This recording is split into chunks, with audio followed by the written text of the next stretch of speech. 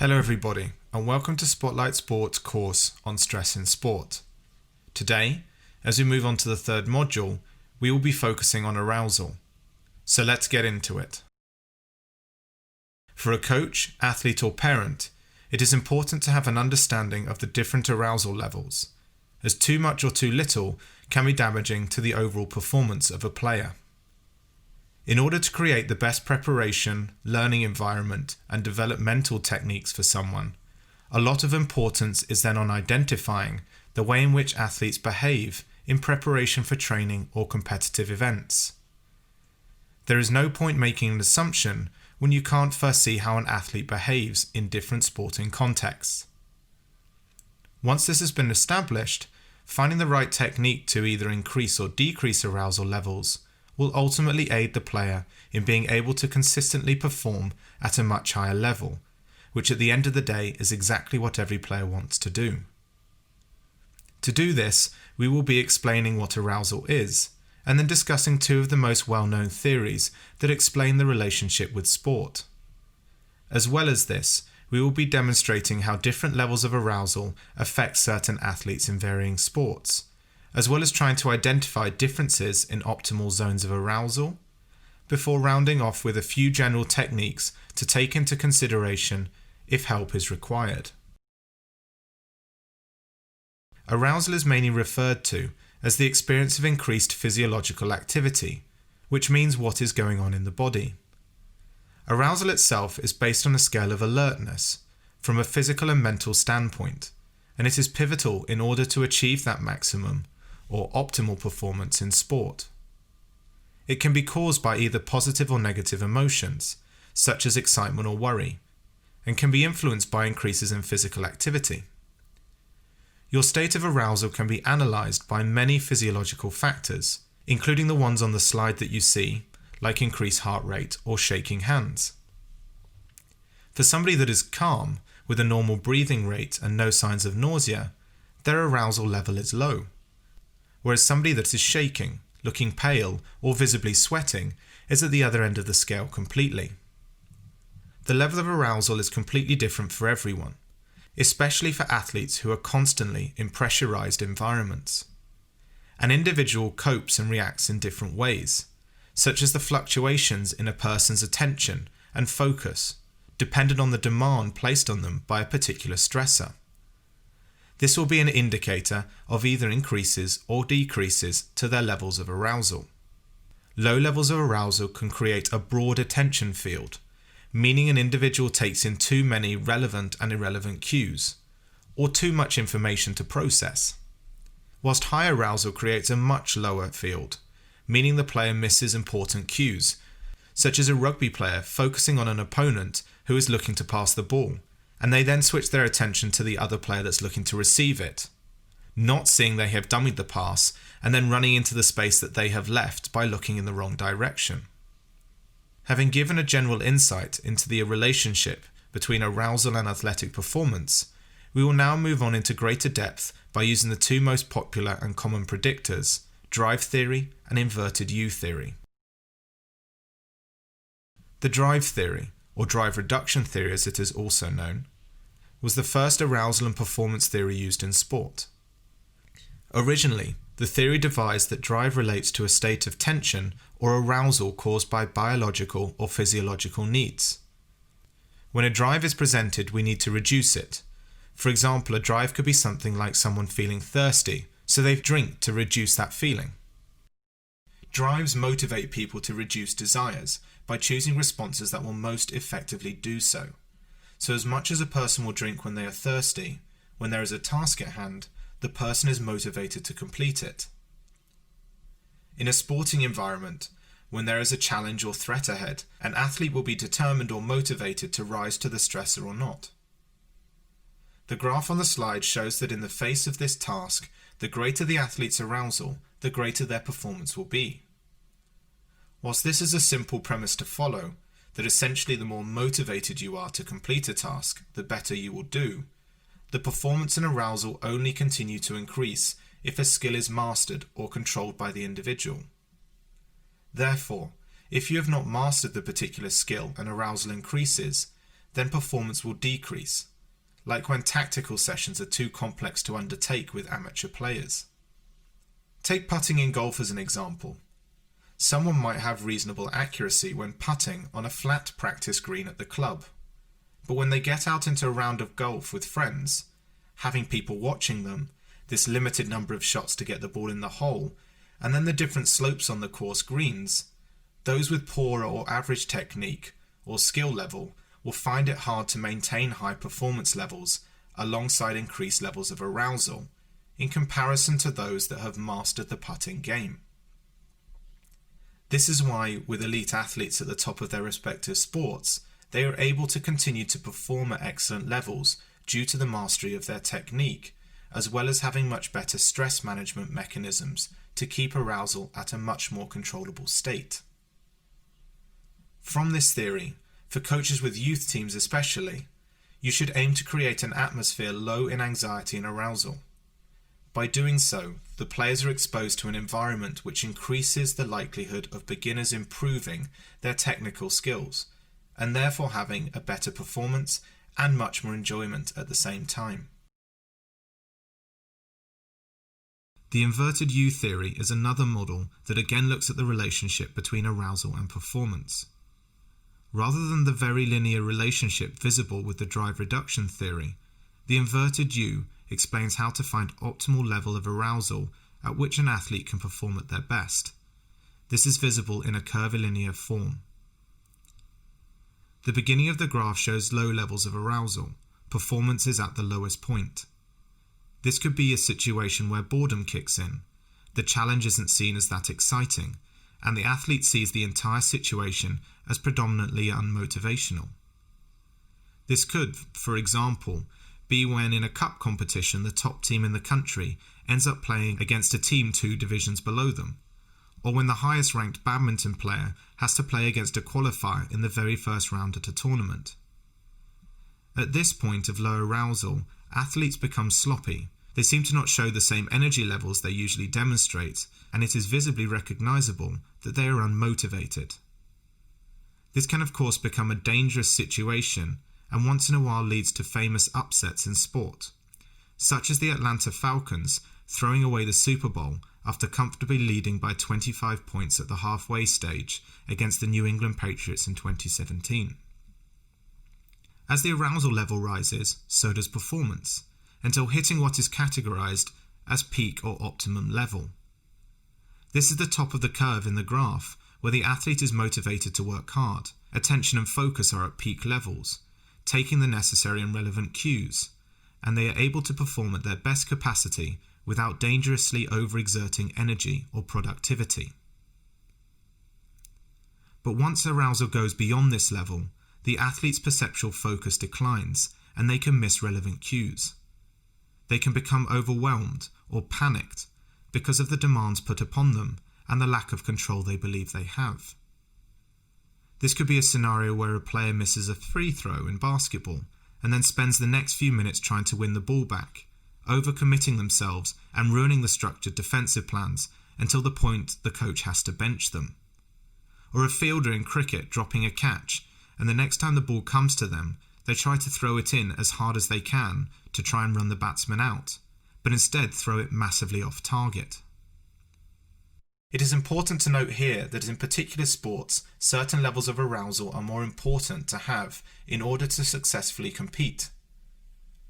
High levels of arousal are much more important for certain athletes that are, maybe for example, performing gross motor skills, such as weightlifting or the shot put, whilst a lower level of arousal is preferred for fine motor skills, such as, and we will mention these more in detail soon, shooting or archery.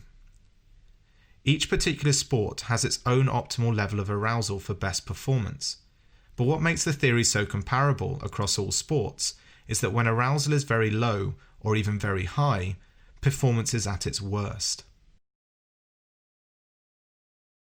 For many athletes, levels of arousal depend on two things: the sport they play and finding their optimal level of performance, which is somewhere between being as relaxed as possible and extremely aroused. The sport itself plays a major part on what physiological responses to stress occur and how they need to be controlled. For archery and shooting in the biathlon, tiny movements in the process of taking the shot are the difference between hitting the target or not. In archery, the slightest bodily movement, including a heartbeat, can send a shot from hitting the center circle for maximum points to missing the entire target altogether. The athlete needs to be able to control their heart rate so that the blood pumping around their body, especially to their fingers, has larger intervals between each beat and therefore a longer gap to stabilize themselves before taking the shot. In the biathlon, this is even harder to do.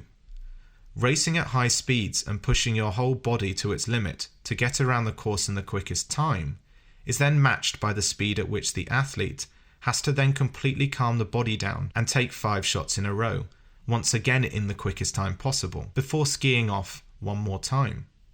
It is almost impossible to comprehend how to control the body like that.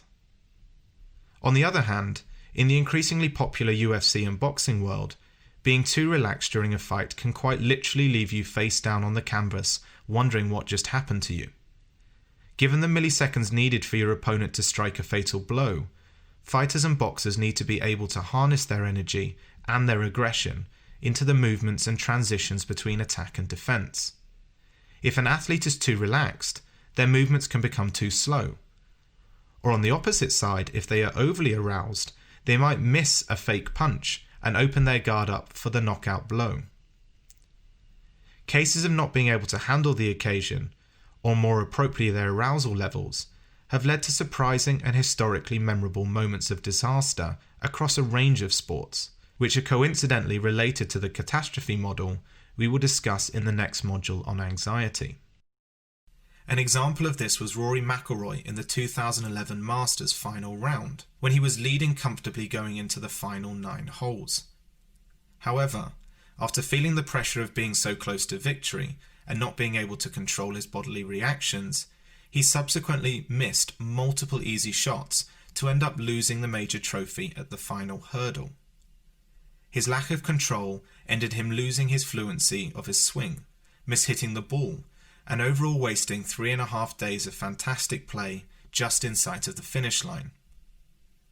Another example, only last year, was boxer Anthony Joshua, one of Britain's most famous and at that time unified heavyweight champion boxers. Joshua faced off against a late replacement, Mexico's Andy Ruiz Jr. in a title fight. As the fight started, Joshua had looked in control and knocked down Ruiz, but after the initial success, the Brit became too lethargic and overly relaxed, receiving massive blows and lightning-quick combinations from the Mexican in the 7th round, which led to his first professional loss and one of the most shocking upsets in boxing history. Ranging from the differences in sport to the way in which athletes have to handle their arousal, hopefully better than McIlroy and Joshua did in their infamous upsets, you can now begin to see how sport has an impact on an athlete's optimal arousal level.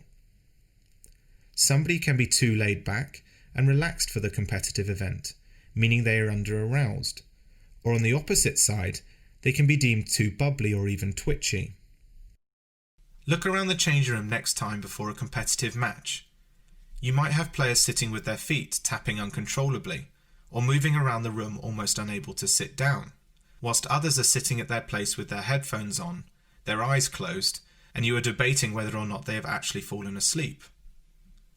This might be the way they best control their arousal levels, or prepare to reach their optimal performance, which is great.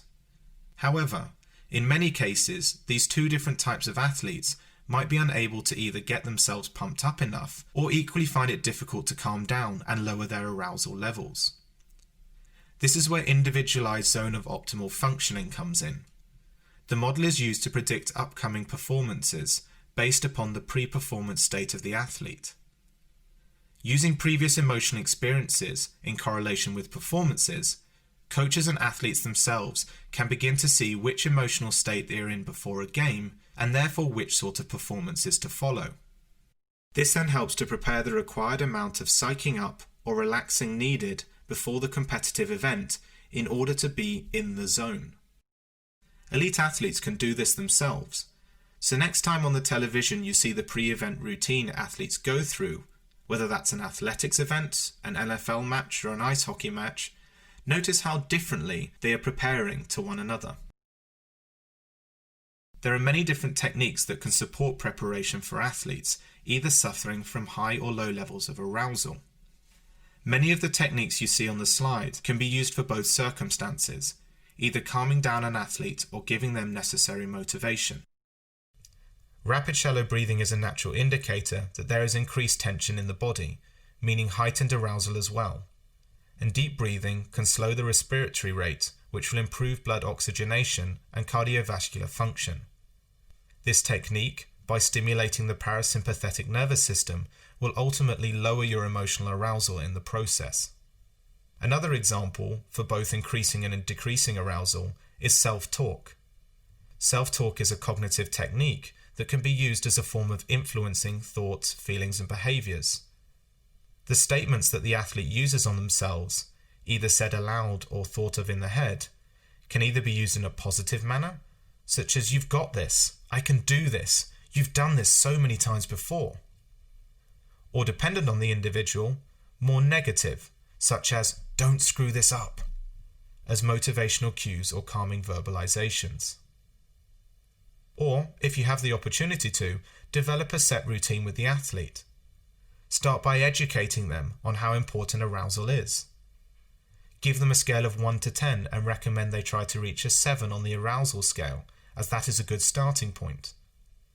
Develop a set routine for increasing or decreasing these levels.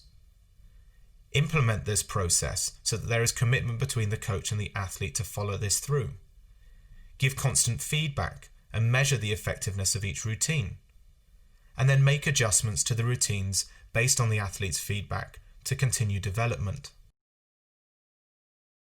Arousal, or the body's physical reaction to a situation or stressor, varies massively during different sporting contexts. Because of this, such symptoms as increased heart rate, shallow breathing, and sweating are visible the more arousal we have, which for sports that rely on fine motor skills such as darts, golf, snooker, or any form of shooting, can be a massive contributor in hitting or missing the mark.